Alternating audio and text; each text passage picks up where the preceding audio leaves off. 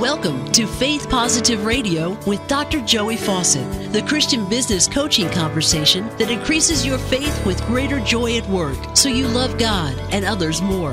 Dr. Joey interviews Christian business professionals just like you to discover their secrets for working faith positive in a negative world. Welcome to Faith Positive Radio with Dr. Joey Fawcett. Hey, Faith Positive Nation. Do you ever, first, Dr. Joey here, Faith Positive Radio. You ever find yourself in a place where it's challenging to trust God with your work? Okay, if you said anything other than yes, you have a problem with lying. Okay? I'm just telling you. Everybody I've ever coached or met or had any exposure to at all at work, they found it challenging to trust God.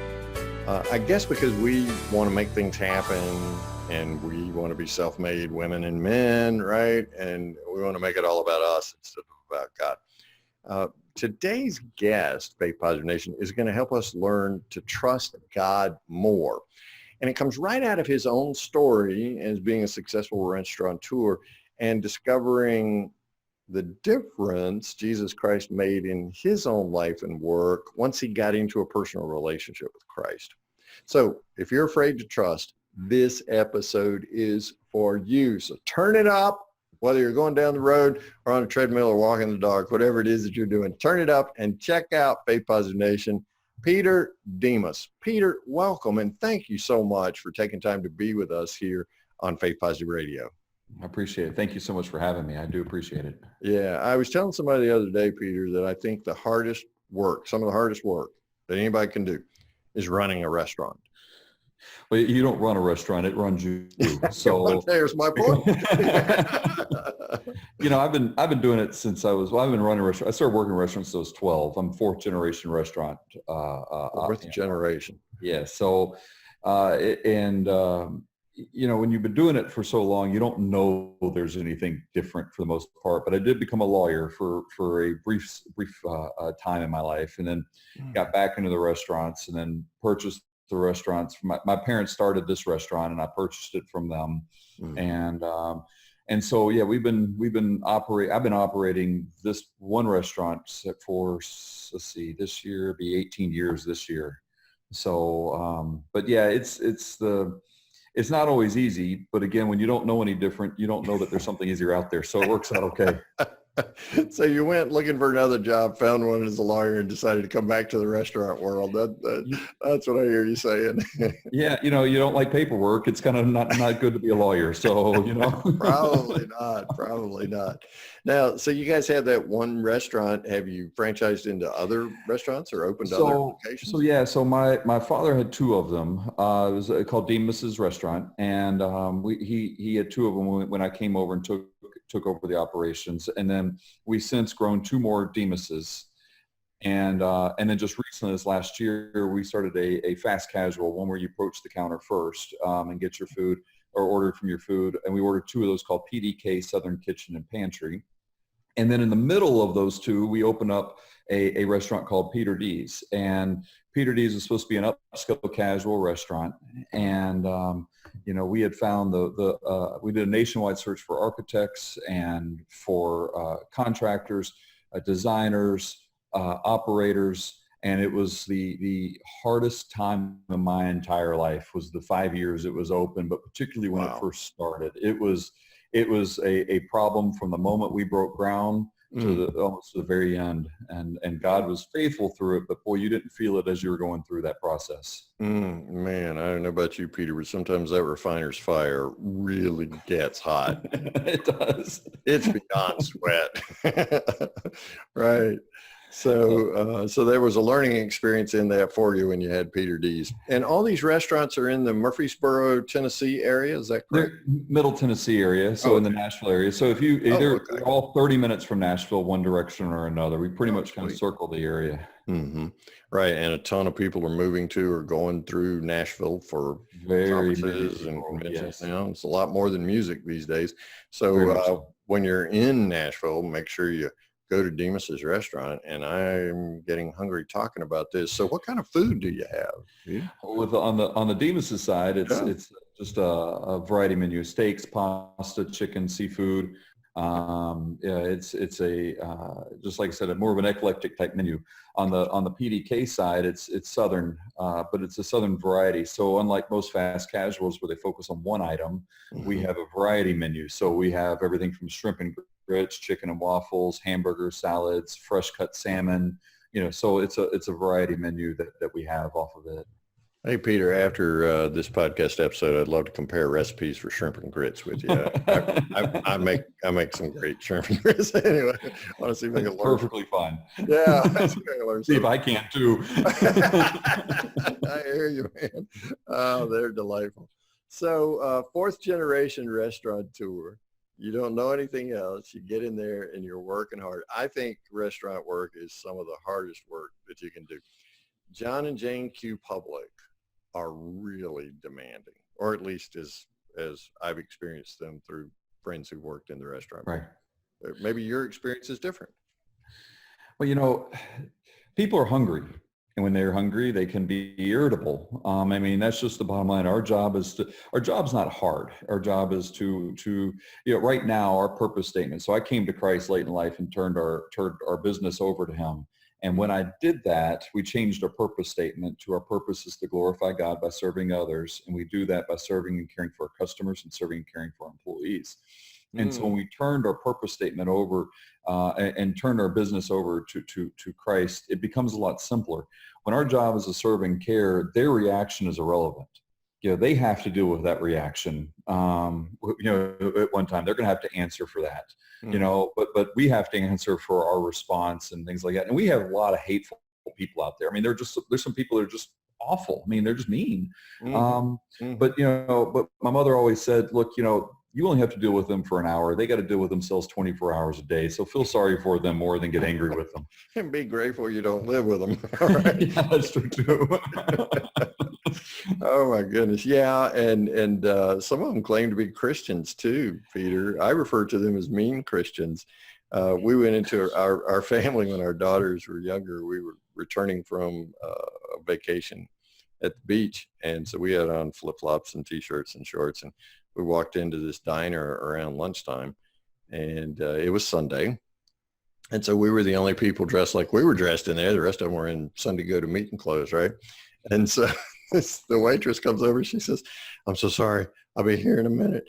And I said, it's fine. We're fine. We'll be the most patient people you wait on all day, which is something I just say a lot of. She says, oh, good, because all these church people are in here, and frankly, some of them need to go back to church. It used to be the hardest shift to cover was Sunday lunch. Wow. Because people did not want to deal with it. Matter of fact, part of the reason why that I was very antagonistic toward people of Christian faith was because of my experiences with a lot of people. I call them firefighter Christians. They're the ones that go put the fire out that you have, So, I even had a pastor one time of a church threatened to fight me in the lobby because we were off by 3 minutes on his wait time. Literally, we were cleaning his table, and I'm like, we're cleaning it right now. And he was threatening to fight. It was actually started to fight with another manager, and I got involved, and he was threatening me. He was a pastor of a church. And, you are kidding me. Oh, man. no, I'm not. But we all have those emotions. We do. It's if you have a doctor that tells you need to eat healthy, but you see him at Waffle House eating hash brown scatter smother covered in chunk, it doesn't mean that the message is wrong. It just means that he's just not listening to his own message. Dude, I got to tell you, I love some Waffle House, so you're on thin ice here. Okay, so how did you go, Peter? You mentioned that you came to Christ. How did you go from having to intervene between a pastor and a manager who were about to get in a fight over 3 minute wait time to now you're a believer, you're in a personal relationship with God through Christ, you turned around the purpose statement in the company. What's your story, man? So it actually, there's a lot of things that led to it in over about a week period of time. Wow. Which led to, but ultimately it led to a man named Angus Buchan, who is a South African evangelist. Have you ever seen the movie Faith Like Potatoes? It's about him. Oh. And he came to our church, and my wife wanted me to hear him, and I refused, and we got in a fight. We finally was going to go to church at 8:30 in the morning to hear him, and that was my trick to try to get her not to be there, and she got everybody ready. And then to find out he was only going to preach at the 10:30 service, so she was mad. We got in another fight. Then I decided to turn back around because I didn't want to deal with her, and so we got in another fight. And he did an altar call, and for the first time I felt the Holy Spirit move in my life, and I felt compelled to go up. And where most people think, oh wow, that's just great, for me it was horrible because I was a person who always had to be in control. And even though I wasn't forced to do it, I was, again, it was compelled to do it. And I thought I'm being conned. So the next 3 days, I ended up conned. What did that mean? Well, I thought that, I've been around like great motivational speakers before, and I thought, so the next day everything's going to be fine. I ended up through another series of weird events and a meet and greet with him the following day. And he asked the question. He said, if you're willing to die for your country, why are you afraid to speak out for God? And no one's ever told me I was afraid. I was a fighter, and I was, I was like, couldn't believe somebody would say that to me. And I had to go to a board meeting for the Hospitality Association in Memphis. So I drove to Memphis, and the next 3 days I wrestled. We got us 4 hours in the next 3 days. And I was taking a shower, ready to head back home. And I finally just said, God, you win. I turn everything over to you. And when that happened, it was amazing. Like literally the trajectory of every fear, insecurity, everything just kind of came up and lifted up. Absolutely could not, everything was just completely different at that point in time. And so then what does that mean to turn everything over? And part of it was our business. And so that's where that process started was that. And so I may have been on fire, but I had a bunch of non-believers working. We still have a lot of non-believers working for me, but I got a bunch of my leadership team who was struggling with my change as well as my wife was. And my kids thought it was great because, they knew me, BC, before Christ. And I was a very angry person, yelled and screamed a lot, threw stuff, cussed a lot, so they talk about it even now. One's 17, one's about to be 15. And so they remember it very clearly about my change that happened. And so, but it was difficult for other people to accept such a radical change. I had to slow it down and slowly build into our culture a Christ-based culture into our workplace. Hey, Peter, maybe they thought they were being conned as well.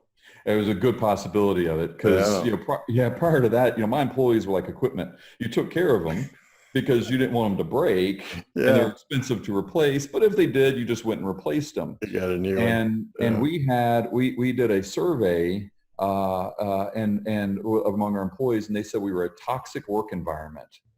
And then in 2017, literally 5 years later, we were the 9th top workplace for large employers in Middle Tennessee. And this year we're up to the 5th top workplace in Middle Tennessee.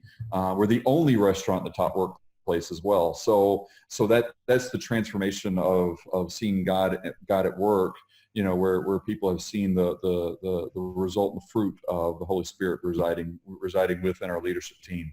Wow. So you went from toxic, a bottom feeder, right? Using people, to top 5. How did you do it?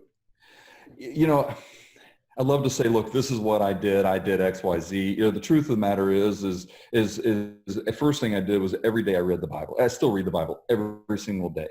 Okay. So the first thing you did was to focus on your own spiritual growth as a leader. Absolutely. Because it's incredible when you read it systematically and not read it like roulette. It's incredible how God will reveal stuff to you in that reading that even if it's like in an obscure verse in Leviticus of all places, you just find something, you're just like, oh my goodness, I never really thought of it and how it applies right now. And yeah, really. But once from there, so we started doing things like we brought in a chaplain, and we're like, okay, we have 3 chaplains that serve our company. They're on call 24 hours a day, 7 days a week. We started, having prayers before meetings. We started doing devotions and Bible studies. I think a real critical piece was in Murfreesboro about 2 years ago. We had a White Lives rally, the one that came to Charlottesville and killed all the people. They were coming to Murfreesboro. and where a lot of businesses were bringing guns out and they were boarding up their businesses and the police were in full force. We said, we're going to stop and we're going to pray 30 minutes before. And that prayer is on our Facebook page. It's absolutely incredible prayer. We had several people pray. The one that to me was most incredible is a guy that was a prep cook for us, who is now, he travels across our stores and just shares a story and trains people how to cook, but he shares a story in the process. And so, but what was interesting, we prayed for confusion. We prayed for, we prayed for their wheels to have flat tires, and what was funny, they never showed. They were literally 30 minutes down the road for the first rally, and they didn't show because they said they weren't sure exactly what was going on. And so wow. When people started seeing how we reacted, and we're like, look, here's an opportunity to share Christ. This is an opportunity to get angry with them. It's an opportunity to share Christ. Let God sort them out. Our job is to share. And once we started realizing that we don't need to be afraid because we have God, and God will take care of us. And it may not be the way we want it to be, and he may lead us through the desert. We got to be in that desert for a while. Right. But he always leads through the desert. And once we started establishing that, talking to people about it all the time, we started getting people, and then they started seeing other rough people that worked for us get saved and their change of heart and their change of outlook. And once that started happening, I think it started reflecting in the way we started handling it with other people. So they started trusting that your faith was real, and the way that you kept it real and vital was to read scripture every day. What else did you do as the leader and the owner of the company that paid off in terms of creating a new culture? So we have ministry goals now. So, a lot of times in business, you set up goals. You're like, okay, well, I'm going to be doing, I want my, sales goals to be this, and I want my organizational goals to be this. Right. But how many Christian businesses set up ministry goals? And I mean, there are some out there. I learned it from other businesses. So it's not like I'm just this brilliant person. I'm not. I just steal great ideas. And but I wash pots and pans for a living. I'm not that smart. You borrowed. You don't borrow great ideas. They give them to you, right?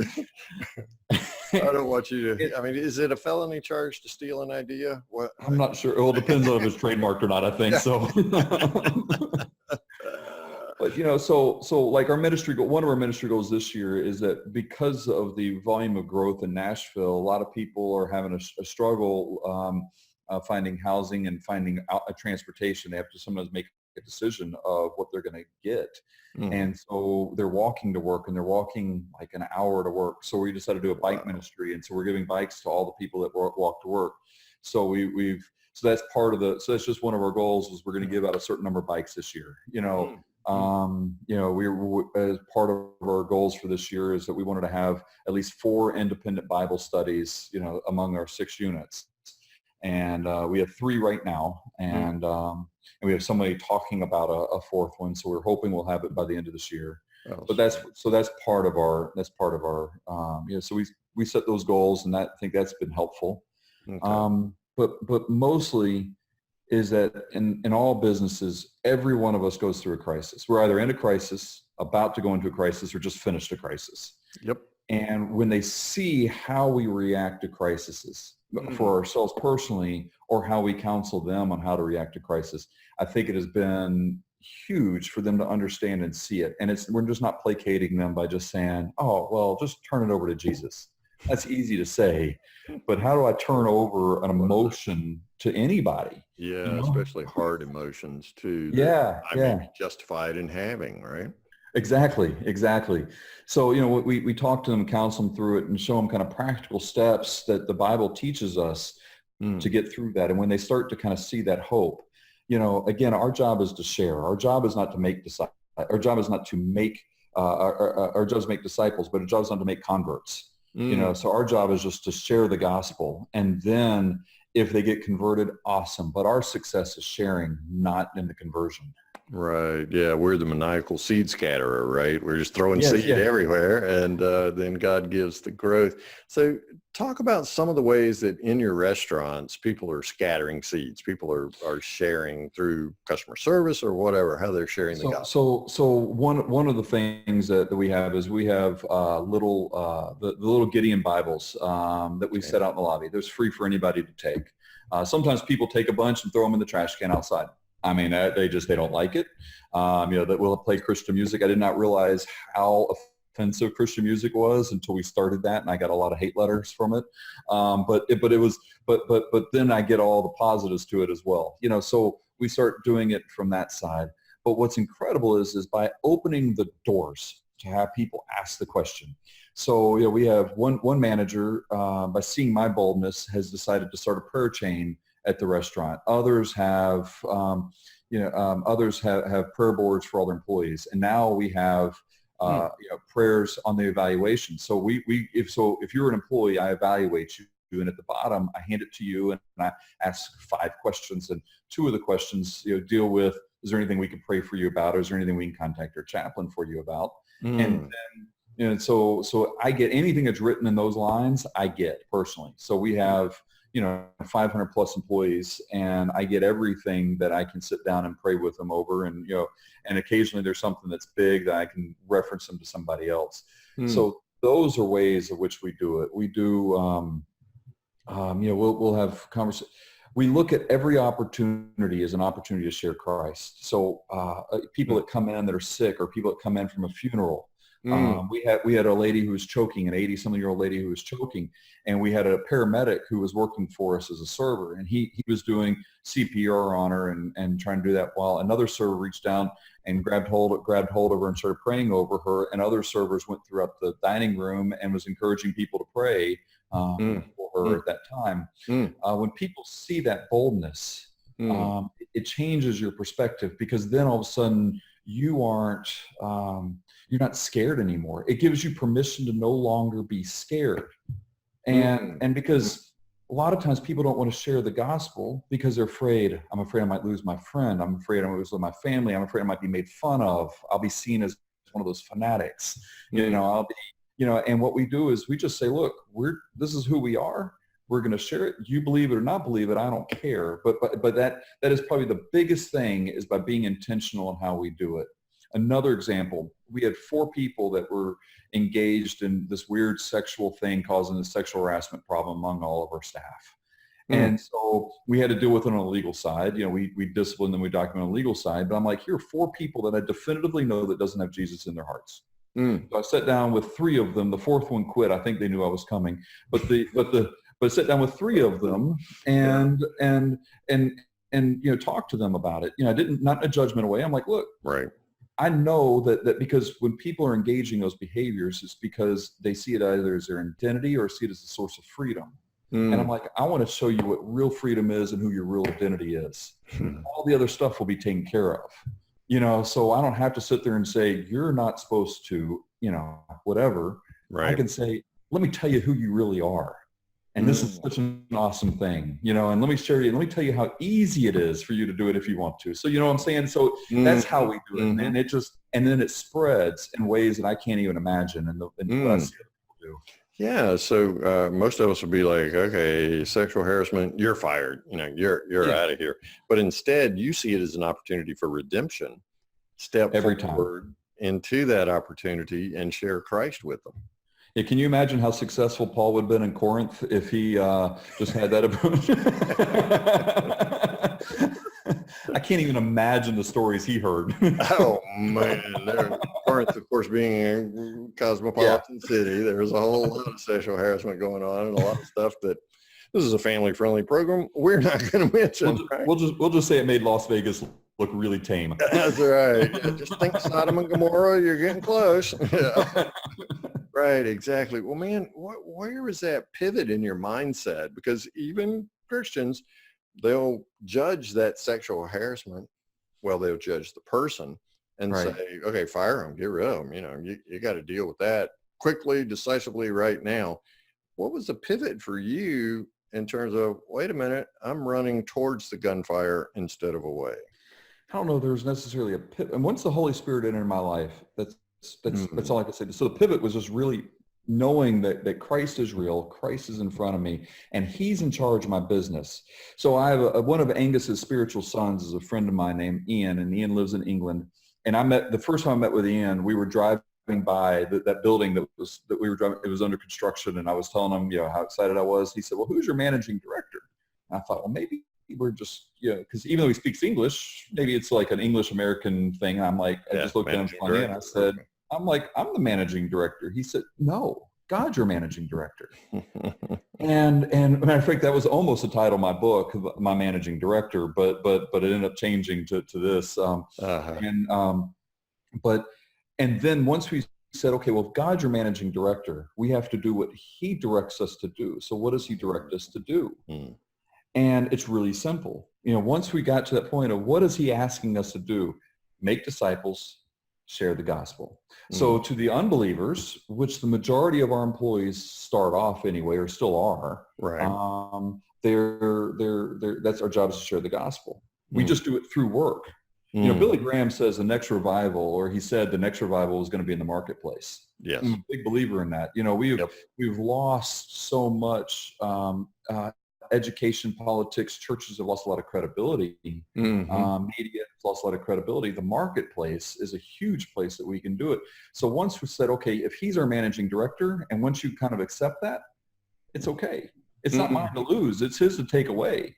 Wow. Yeah. And so being obedient to him as a managing director, but without having to control the outcome, that's absolutely your modus operandi daily. And you mentioned your book. The title of your book is Afraid to Trust. Tell us about your book. So the book starts off with a little bit of my story of how I came from a person who antagonized Christians to getting to know Christ. But then the bulk of it is when we started that restaurant in the middle. It's called Dees, and we did a nationwide search, hiring the best that we could find. I mean, everything was going to be perfect. We had a perfect plan, and everything crashed and burned. Our building was off in feet in both directions, which meant our equipment didn't fit. Our lighting didn't fit. We had, just so all the systems we set up didn't play out. The things that we hadn't practiced. The first Friday night, we had a 40-minute check time from the time it went to the kitchen to the time it came out, and that was the average, which meant half the people were longer than that. I mean, it was too. I mean, my wife and I literally shed blood, sweat, and tears in that place. And we would go through, and then ultimately it was to the point where the bank's calling, we're losing money. We budgeted a loss and we doubled it in 2 months. We doubled that loss. We tripled the loss in 3 months, social media was killing us. I mean, everywhere we turned, it was a crisis. And so I ended up on the floor of my office, and I was bawling and crying, like little kid bawling, crying, stuff coming off your face and everything else like that. And it's the only time I can say I've audibly heard God's voice, which was, he said, get up and go to work. And I was like, okay, so it was like Saturday morning at 4 a.m. So there was nobody here. I looked around, and so I got up, went to my computer, and I couldn't focus anymore, so I'm just like, I can do some emails, I can at least do emails. So I sat down, did emails, and I was like, Bible verses kept sticking to me. And it actually came from Matthew 6, which said, do not worry about today, for tomorrow, and or do not worry about tomorrow, for today has enough worries on its own. And so I was like, and what's funny is I remember that verse from when I was a non-believer. I saw the verse at a hospital, and my wife was having pregnancy problems. And I remembered that verse. That verse came to me from a Post-it note I saw literally on a nurse's desk.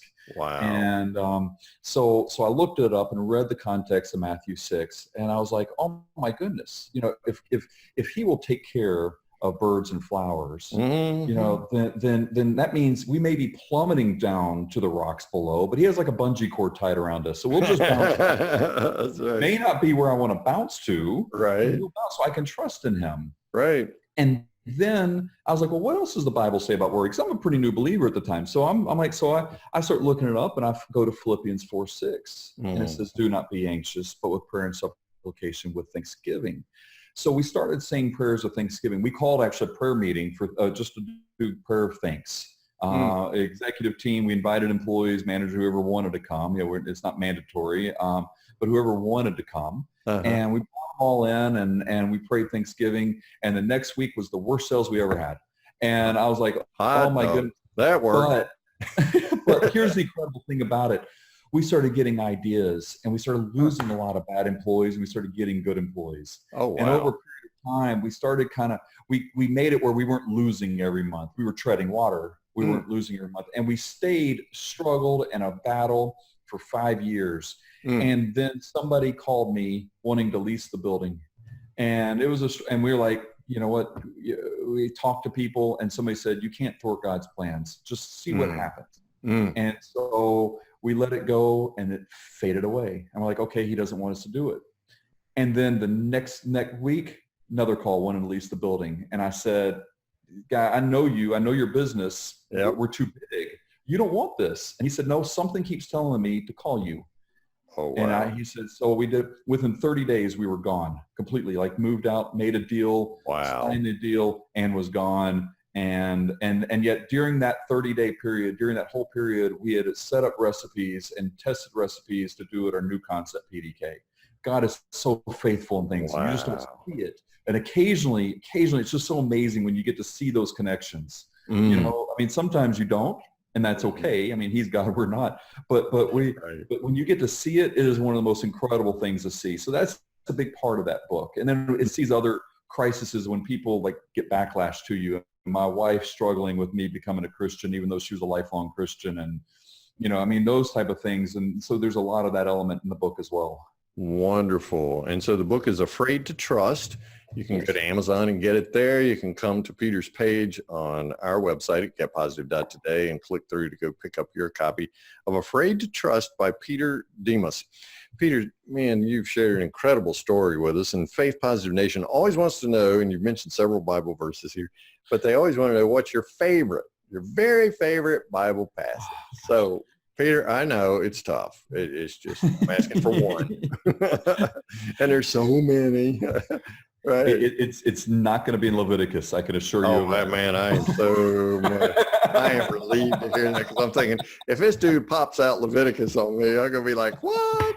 I mean, Leviticus is a fine book. I know why it's in the Bible. I got that, but Boy, it's a struggle. When I lead people through Bible study on their own and how they do it, and I always end in Leviticus because actually end next to Leviticus, we end in Revelations. But once they get to Leviticus, they're like, we're almost done. We're going to get through it. So push through. So what's your favorite, Peter? My favorite is that Philippians 4:6, because again, you know, do not be anxious, but with prayer and supplication with thanksgiving, submit your request to God. Once we have a Thanksgiving attitude, and once we start doing that, because, you know, when we're thankful, we're speaking up. So when we complain, who are we speaking to? And I mean, so when we're thanking God for the circumstances we're in, and so when you're like, I have nothing to be thankful for, you write it on a piece of paper, every little thing. It could be, I'm thankful to live in a community that has a variety of grocery stores I can go in. I mean, it could start like something like that, and then get down on your knees and just say, God, I'm thankful for this. I'm thankful for this. And it is incredible how not only it changes, but it changes your attitude, your outlook. And it's not no secular, power positive thinking type things. It is literally a spiritual transformation that takes place, but you can't manifest that until it comes from there. And I put it all back to Philippians 4:6. It has been because it's not like that was my last crisis. I mean, we've had a ton of them. Sure. And whenever we do, we say, oh my goodness, we're not being thankful. You know, I've just recently had a fight with my wife. Got to be thankful. You know what I mean? So no matter what happens, we got to be thankful in those situations. Yeah. Well, and there's always something to be thankful for. Now, granted, some days are particularly tough. And so all you can come up with might be, hey, I didn't get run over by a concrete truck today. Right. But I mean, there's something there, right, that you can be grateful for. We just have to scratch a little harder. And if we adopt Peter Dees' attitude, right, we can run towards that burning building and see an opportunity to share Christ. Because if we continue reading in Philippians 4, we discover when we do that, the peace of Christ, which passes all understanding, comes to us. And I don't know about you, Peter, but I need all the peace I can get, right? Especially those that I don't understand. Oh, I know. This is all understanding, yes. Exactly. Everything I understand, which that's a rather short window of what I do understand, right? So I understand that too. Compared to the eternity of God's mind, right? Mine's short. But man, we're all looking for some peace. And you've certainly helped us today by sharing your story and the things that you've done as a business owner to be effective. So Peter, give us a web address or some information we can go to discover more about your story and Afraid to Trust. Right. So the easiest web address would be afraidtotrust.com. It's a www.afraidtotrust.com. Right. You can book me as a speaker there. You can you can order my book there. Even though I personally recommend Amazon, you buy directly from me. You don't I don't have to pay the fees. So yeah, but you can do that there. You can link to our restaurants if you want to know more about our restaurants. But to learn more about me and everything, or if you want to have me speak to a group, you could do that through that website too. All right. So afraidtotrust.com. That also has a contact form where if somebody wants to reach out to you, say they're a business owner and they want to just have a conversation with you. They can Absolutely. do that as well. Yes, because that's part of what I realize that we have to do is we have to help other business owners, other Christians, that's part of what we do. It's part of the, that's what the job of the church is. And so that's, so my church and your church is the same church. We just go to different buildings. Right. Well, it's where 2 or 3 are gathered, right? Christ says right there. So we can get together anywhere. Great. Well, Peter, thanks so much for sharing your story. The website is afraidtotrust.com. The book is Afraid to Trust. He's Peter Dumas. Reach out to him and discover more about how Christ can work through you to really encourage the people that work for you as well as the customers that come in to find their own peace in Christ. Peter, thanks so much. Pray God's blessings on you, your incredible wife, and your family, and all the 500 or so employees for your restaurants. We just pray God's blessings on all of you. Thank you so much. I appreciate it. Thanks for listening to Faith Positive Radio, the Christian business coaching conversation that increases your faith with greater joy at work so you love God and others more. Suggest guests and ask questions when you email Dr. Joey at info@getpositive.today. And be sure to get your free gift of the 5 positive business conversations to have today coaching program at getpositive.today. Until next time, may God bless you with everything your heart can hope for and more than your mind can imagine.